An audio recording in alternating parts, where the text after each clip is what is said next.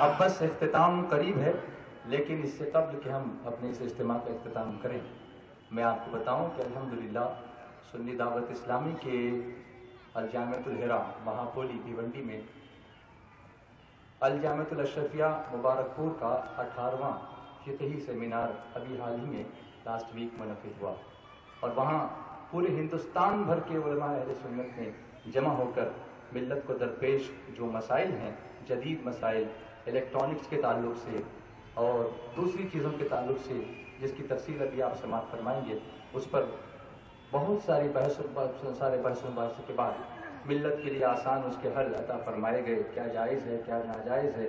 اس میں جو نوجوان طبقہ بھی آج کل پڑھتا ہے اور کتنی ایسی چیزوں کا شکار ہو جاتا ہے جس کے بارے میں اسے علم نہیں ہوتا کہ قرآن و حدیث میں اس کے تعلق سے کیا رہنمائی کی گئی ہے، یہی کام ہے جو علماء کرتے ہیں اور ہمارے لیے دین پر چلنے کے راستے آسان بنا دیتے ہیں۔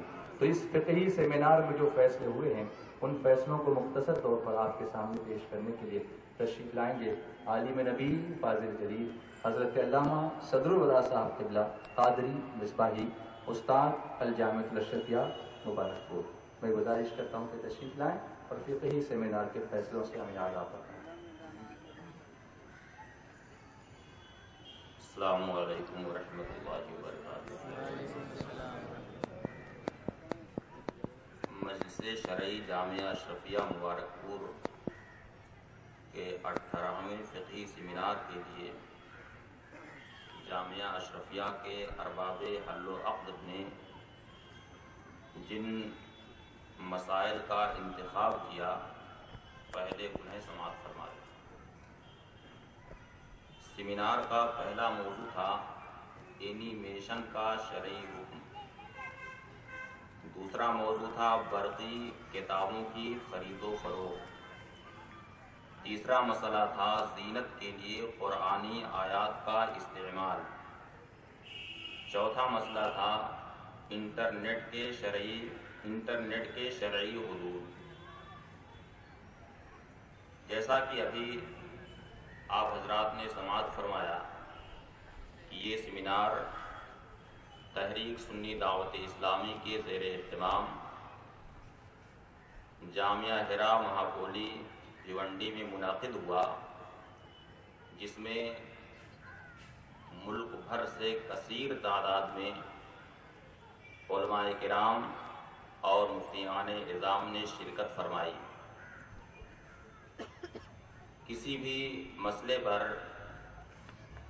پہلے تحقیقی طور پر مقالے تحریر کیے جاتے ہیں، پھر ان مقالوں کی تلخیص ہوتی ہے اور نکات بحث متعین کیے جاتے ہیں، اور پھر مجلس مذاکرہ میں گرما گرم ان علماء کرام کے درمیان دلائل کی روشنی میں بحث ہوتی ہے۔ پھر پوری بحث و تمہیز کے بعد کسی ایک نقطۂ نظر پر اتفاق ہوتا ہے اور فیصلہ نوٹ کیا جاتا ہے۔ اب وہ فیصلے میں پیش کر رہا ہوں، بغور سماعت فرمائیں۔ پہلا مسئلہ یہ تھا اینیمیشن کا شرعی حکم۔ کمپیوٹر ٹیکنالوجی کی اصطلاح میں اینیمیشن کا مطلب ہے حیوانات، نباتات، جمادات وغیرہ مخلوقات کی ساکن و جامد تصاویر کو اس طرح خودکار اور فعال بنا دینا کہ وہ حقیقی شے کی طرح حرکت و عمل کرتی ہوئی نظر آنے لگیں۔ اس تعلق سے جو فیصلے ہوئے وہ درج ذیل ہیں۔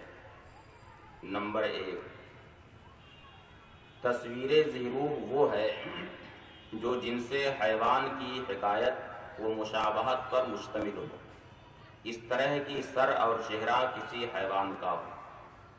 ماخذ کتب حدیث و فقہ و لغت، فتاوی رضویہ جلد 10 صفحہ 50، کتاب الحظر والاباحہ۔ 2، وہ کارٹون جو جن سے حیوان کی مشابہت پر مشتمل ہو، وہ تصویر ذیروح ہے، جو ایسا نہ ہو وہ ذیروح کی تصویر نہیں۔ 3، ذیروح کی تصویر بنانے کا جو حکم ہے وہی حکم ذی روح کا کارٹون بنانے کا بھی ہے۔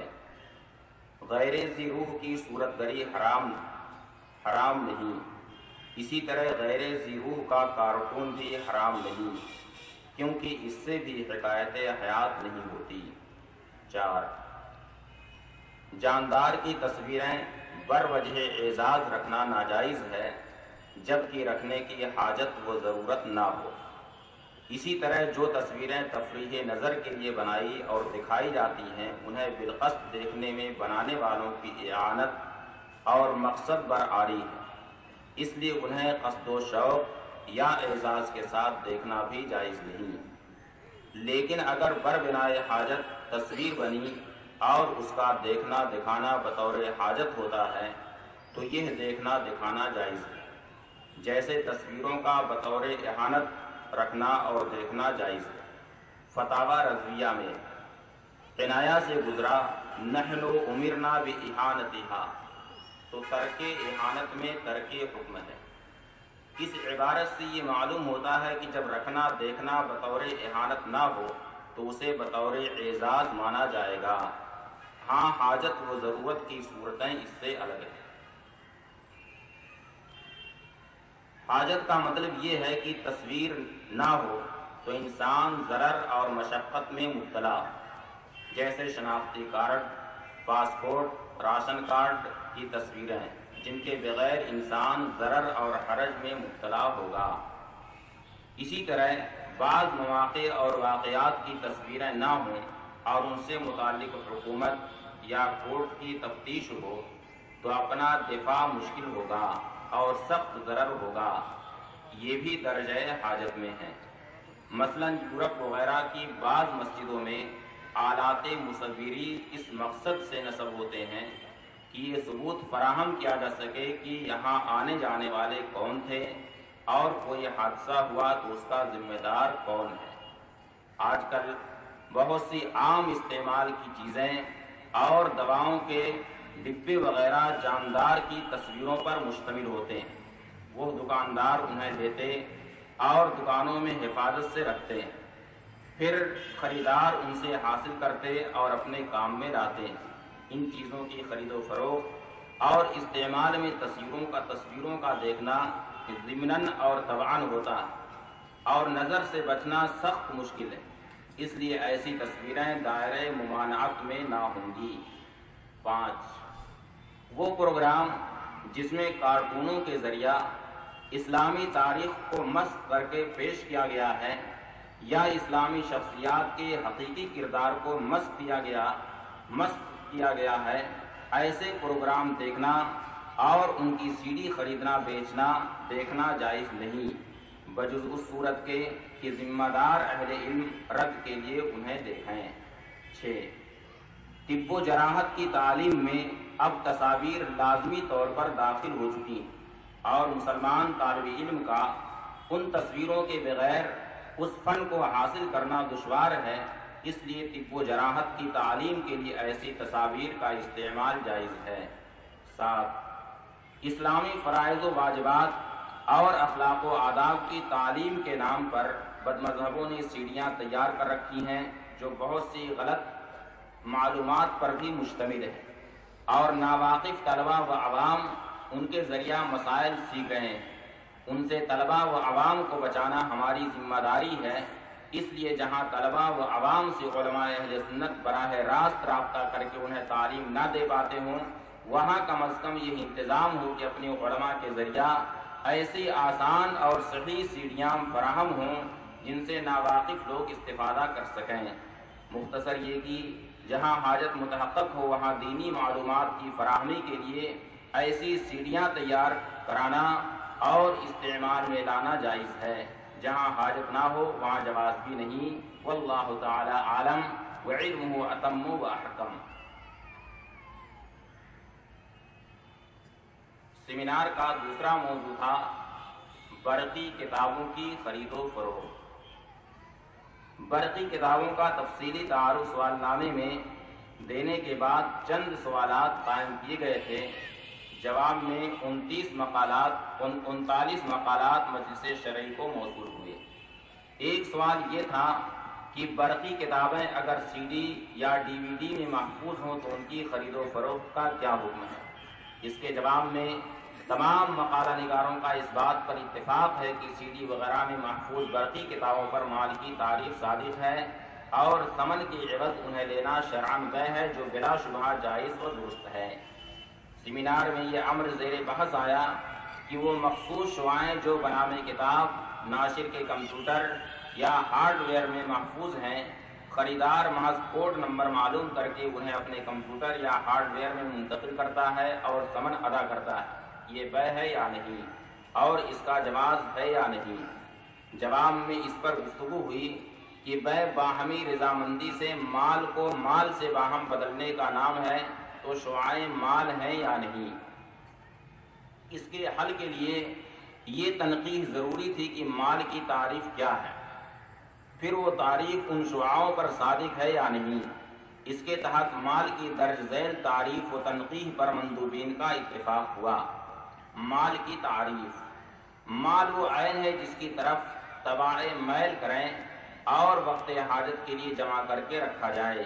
اس تعریف میں مال کے عین ہونے کی قید اتفاقی نہیں بلکہ اعتراضی ہے، یہی ظاہر الروایہ ہے، اور شارحین کتب مذہب نے اپنی شرحوں میں اس کی صراحت فرمائی۔ علامہ ابن حمام رحمۃ اللہ تعالی علیہ فرماتے ہیں: المال عین یمکن احرازها و امساکها، فتح القدیر جلد 6 صفحہ 393، باب البیع الفاسد۔ مجمع الانہر میں ہے: والمراد بالمال عین یجری فی التنافس والابتذال۔ شروع و فتاویٰ میں بے کی جو 4 بنیادی قسمیں بیان کی گئی ہیں وہ بھی اس بات کی دلیل ہے کہ مال میں عین کی قید احترازی ہدایہ و عالمگیری میں ہے۔ وَأَمَّا أَنْوَاعُهُ فَبِالنَّظْرِ إِلَى الْبَيْعِ أَرْبَعَةٌ: بَيْعُ الْعَيْنِ بِالْعَيْنِ وَهِيَ الْمُقَايَضَةُ، وَبَيْعُ الدَّيْنِ بِالدَّيْنِ وَهُوَ الصَّرْفُ، وَبَيْعُ الدَّيْنِ بِالْعَيْنِ وَهُوَ السَّلَمُ، وَعَكْسُهُ وَهُوَ بَيْعُ الْعَيْنِ بِالدَّيْنِ كَأَكْثَرِ الْبَيَاعَاتِ هَكَذَا فِي الْبَحْرِ الرَّائِقِ۔ عالمگیری جلد 3 صفحہ 3، الباب الاول من کتاب البیوع۔ فتاوی رضویہ میں اصل کلی یہ ہے کہ جس طرح عقد بیع عیان پر وارد ہوتا ہے، یوں ہی اجارہ ایک عقد ہے کہ خاص منافع پر ورود پاتا ہے۔ جلد 8 صفحہ 187، رسالہ اجود القرا لطالب الصحت فی اجارت القرا۔ جامع الرموز میں محرر مذہب امام محمد رحمۃ اللہ تعالی علیہ کی تعریف نادر الروایہ المال ما ملکتہ من کل شیء سے آراز کے بھی مال ہونے کا ثبوت فراہم ہوتا تھا۔ اس کے متعلق علامہ کوہستانی نے یہ تعریف ذکر کرنے کے بعد صراحت فرما دی ہے کہ تحقیق یہ ہے کہ کتب اصول کی روح سے آراز مال نہیں، فرماتے ہیں والتحقیق علی ما فی الاصول انہا لیست بمال فإنه ما يدخر لوقت الحاجہ۔ جامع الرموز المعروف جو کوہستانی جلد 2 صفحہ 2۔ اب یہ دیکھنا تھا کہ مخصوص شعاؤں پر مال کی یہ تعریف صادق ہے یا نہیں۔ جواب میں جدید تحقیقات کی روشنی میں یہ ثابت کیا گیا کہ شعائیں چھوٹے چھوٹے ذرات سے مرکب جسم ہیں اور جمع، ذخیرہ اندوزی، منتقلی، تصرف و تبدیل وغیرہ خواص سے جسم کی قابل و حامل ہیں، اس لیے یہ بلا شبہ مال ہیں اور ان کی خرید و فروخت جائز ہیں۔ تفصیل محقق مسائل جدیدہ حضرت مفتی محمد نظام الدین رضوی ناظم مجلس شرعی کے مقالہ میں ہے، جو انشاءاللہ تفصیلی طور پر وہ شائع ہوگا۔ اس جواب پر مندوبین کے مباحثے پھر اتفاق پر یہ نشست اختتام پذیر ہوئی۔ سیمینار کا تیسرا موضوع تھا زینت کے لیے قرآنی آیات کا استعمال۔ اس موضوع سے متعلق کئی ایک سوالات قائم کیے گئے، جن میں پہلا سوال یہ تھا: کتابت یا کمپوزنگ میں اسماء جلالت، اسماء رسالت اور قرآنی آیات کو اس طرح لکھا جاتا ہے کہ گنبد، مینار یا محراب کی شکل بن جاتی ہے۔ بغور دیکھنے اور پڑھنے پر ظاہر ہوتا ہے کہ یہ آیات یا اسماء مقدسہ ہیں، اور کبھی یہ یہ ظاہر ہوتا ہے کہ یہ آیات